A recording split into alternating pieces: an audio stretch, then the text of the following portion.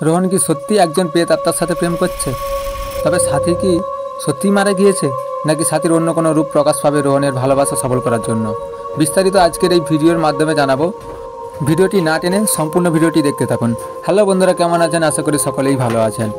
ইতিমধ্যে মনের মতো ইউটিউব চ্যানেলে আরও একটি ধারাবাহিক নতুন নাটক আপলোড হয়ে গিয়েছে। নাটকটির নাম দেখা হবে অচিনপুরে। এই নাটকটি খুব সুন্দর ও কিছুটা ভৌতিক রূপ নিয়ে তৈরি হয়েছে এবং এই নাটকটির দ্বিতীয় পর্বে কি হতে চলেছে এবং কি করলে তোমরা সবার আগে এই নাটকটির দ্বিতীয় এপিসোড দেখতে পাবে, সব কিছু জানাবো এই ভিডিওর মাধ্যমে। এগুলো জানার আগে আমাদের চ্যানেলটি দ্রুত সাবস্ক্রাইব করে নিন। দেখা হবে অচিনপুরের নাটকের শেষে রোহন ও সাথীর অসম্পূর্ণ ভালোবাসার খোঁজে বেরোয় 5 জনে, কিন্তু পরে জানা যায় সাথী মৃত মানুষ আর সাথীর অন্য আরেকটি নাম রয়েছে, যেটা রোহন তার ভালোবাসার সময়ে জানতে পারে। নামটি হলো মেঘা। আসলে মেঘাটা কে? মেঘার নাম কেনই বা সাথী হলো? এবারে আমি তোমাদের বলবো, দেখা হবে অচিনপুরে নাটকের দ্বিতীয় পর্বে যেটা হবে। মেঘা আসলেই মেঘা নয়, ওর নাম সাথী। এবারে আমাদের সকলের মাথায় একটাই প্রশ্ন ঘুরপাক খাচ্ছে, যে মেঘা বারবার রোহনের সাথে কথা বলার সময় কিছুক্ষণ পরে পরে একটা অজানাটাকে ছাড়া দিয়ে চলে যায় কেন? আসলেই সাথী মানে মেঘার মৃত আত্মা দ্বিতীয়বার জন্ম দেবে দ্বিতীয় পর্বে। ওই মেঘার আত্মা বদলা নেবে একজনের সাথে, সেটা আর অন্য কেউ না, আমাদের আজিজ মোল্লার সাথে।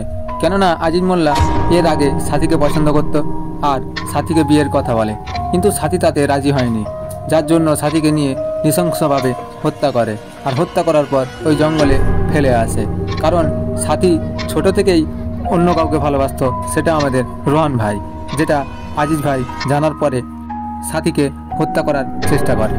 যেহেতু সাথী রোহনকে ছোট থেকেই ভালোবাসত, তার কারণে রোহন ছাড়া সাথীকে অন্য কেউ দেখতে পায় না বা দেখতে পাবে না। আর এই সকল ঘটনা জানতে পারবে রোহন ও তার বন্ধুরা ওর মায়ের কাছ থেকে। আর সব কিছু জানার পরে রোহন মোড়ল মশাইকে জানিয়ে আজিজকে উপযুক্ত শাস্তির ব্যবস্থা করবে এবং যথাযথ শাস্তি দেওয়া হবে।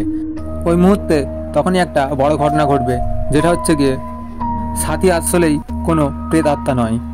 আজিজ ওকে মারার চেষ্টা করলেও পুরোপুরি না মেরে জঙ্গলে ফেলে আসে, আর জঙ্গলে থাকা একজন বৃদ্ধা মহিলা ওকে দেখতে পেয়ে নিজের বাড়িতে নিয়ে গিয়ে সুস্থ করে তোলে। পরবর্তী সময়ের সাথী ও রোহনের ভালোবাসা সফল হবে ও দুজনকে বিয়ে করে সুখে সংসার করবে।